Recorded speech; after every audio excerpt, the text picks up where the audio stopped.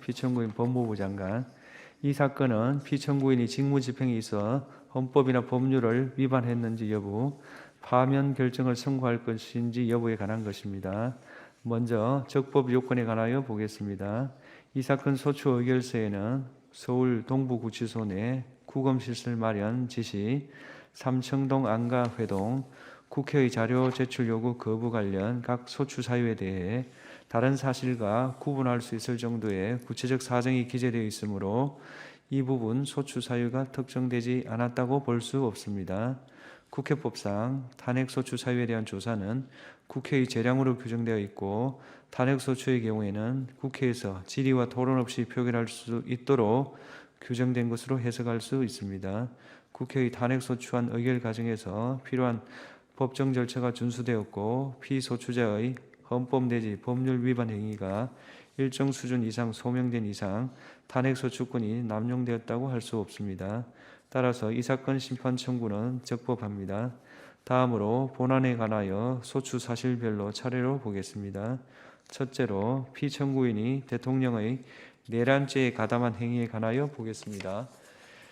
이 사건 기록상 피청구인이 대통령의 비상계엄 선포 결의를 강화하거나 그 실행을 용이하게 함으로써 비상계엄 선포에 가담하였다거나 국회의원 등을 불법 구금하기 위하여 서울 동부구치소 내에 구금시설을 마련하도록 지시함으로써 비상계엄 선포행위의 중요한 실행행위를 분담하였다고 인정할 증거 또는 객관적 자료가 없습니다. 서울 삼청동 소재 대통령 안전가옥에서의 해동 부분 역시 비상계엄이 해제된 이후에 이러한 해동이 있었다는 사정만으로 피청구인이 내란 행위에 따른 법적 후속 조치를 논의하고 대응 방안을 모색함으로써 내란 행위에 관여했다고 인정할 수 없습니다. 따라서 피청구인이 대통령의 비상계엄 선포에 가담하였다고 인정할 증거 또는 객관적 자료가 부족하므로 이 부분 소추 사유는 인정되지 않습니다. 국회의 자료 제출 요구에 대한 거부 행위가 위법한지 보겠습니다. 1. 장시호 서울구치소 출정 기록 자료 제출 거부 부분에 관하여 보겠습니다. 피청구인이 국회로부터 제출을 요구받은 자료들은 그 제출 요구의 목적과 관련 있는 자료로 보이고, 수용자의 조사나 출정에 관련한 사항으로서 개인의 사생활에 관한 사항이라고 보기 어렵습니다.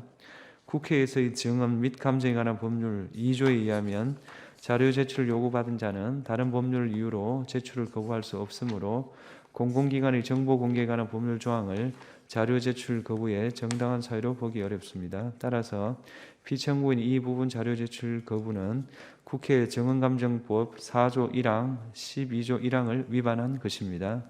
2. 대전지방검찰청의 10년간 특수활동비 사용 내역 관련 자료 제출 거부 부분에 관하여 보겠습니다. 이 부분과 관련한 국회 법제사법위원회의 자료 제출 요구는 제출 요구일인 2024년 9월 27일로부터 3일 전인 2024년 9월 24일 법무부에 송달되었으므로 서류 제출 요구가 늦어도 제출 요구일 7일 전에 송달되어야 한다는 국회 증언감정법이 정한 절차를 준수하지 못하였습니다. 그렇다면 부적법한 제출 요구에 대하여 거부한 피청구인의 행위가 국회 증언감정법에 위반된다고 볼 수 없습니다. 3. 국회의 자료 제출 요구의 내재적 한계 분석 문건의 작성 및 배포 부분에 관하여 보겠습니다. 피청구인이 국회의 자료 제출 요구의 내재적 한계 분석 문건을 작성하고 이를 국회의원실에 배포한 사실은 인정되나 이와 같은 문건을 작성 배포한 행위만으로 국회의 특정한 자료 제출 요구를 거부한 행위로 평가할 수는 없습니다. 그렇다면 이 부분 소추 사실은 국회의 증언감정법이나 헌법, 정부조직법, 행정기본법 위반에 해당하지 않습니다.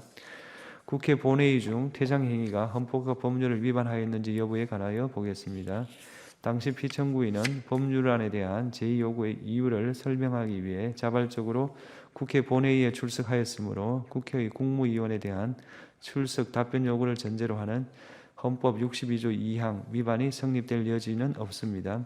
또한 이 사건 기록에 의하면 당시 국회 본회의에서는 제2요구된 법률안에 대하여 질의 토론 없이 바로 표결을 하였고, 피청구인은 표결이 시작된 후 퇴장하였으므로 피청구인의 행위가 국회법 93조를 위반하여 국회의 안건심의권을 침해하였다고 볼 수 없습니다.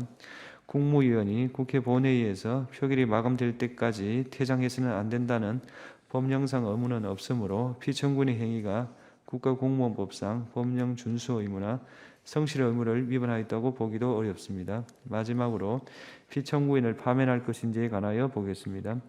피청구인은 장시호 서울구치소 출정 기록 관련 국회의 자료 제출 요구에 정당한 이유 없이 불응함으로써 국회 정언감정법을 위반하였습니다.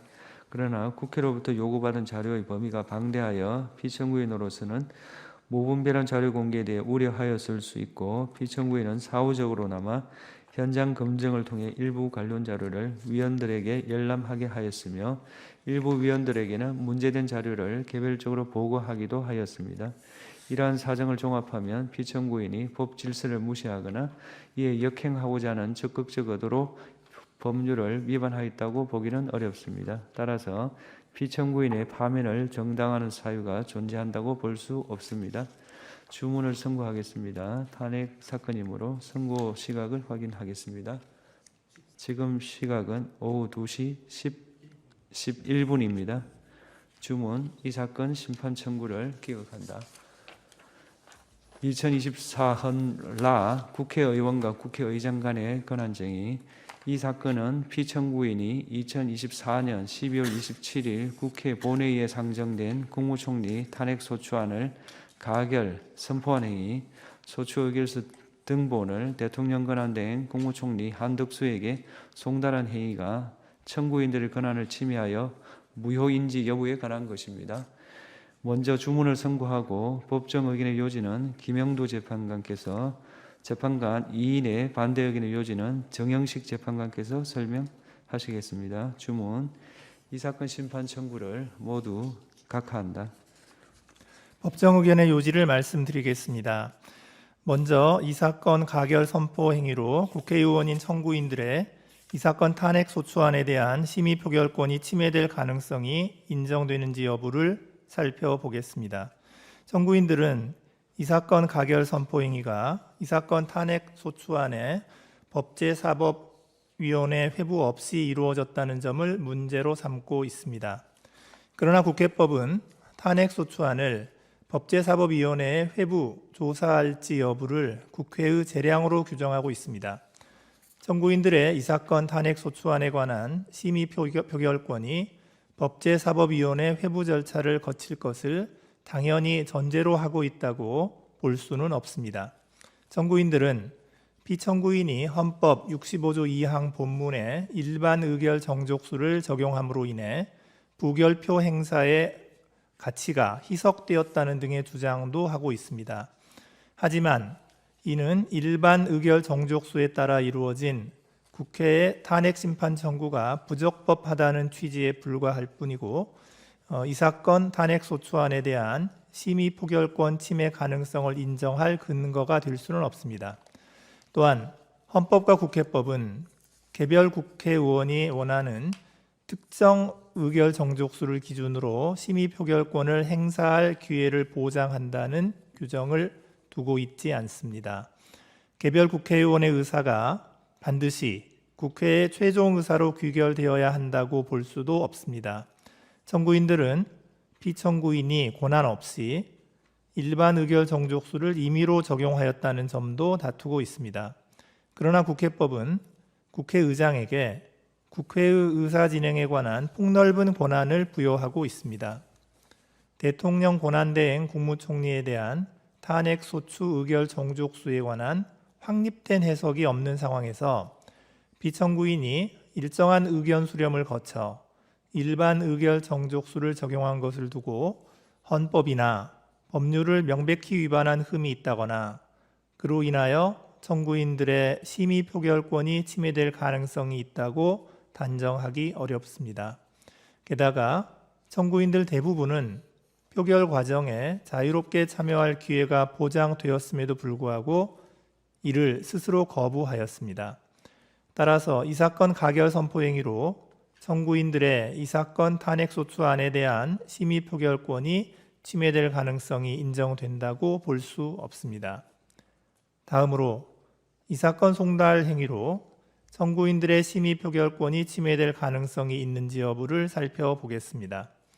이 사건 송달 행위는 국회에서 이 사건 탄핵 소추안에 대한 심의 표결을 통하여 본회의 의결이 이미 종료된 후 피소추자를 상대로 이루어진 것입니다.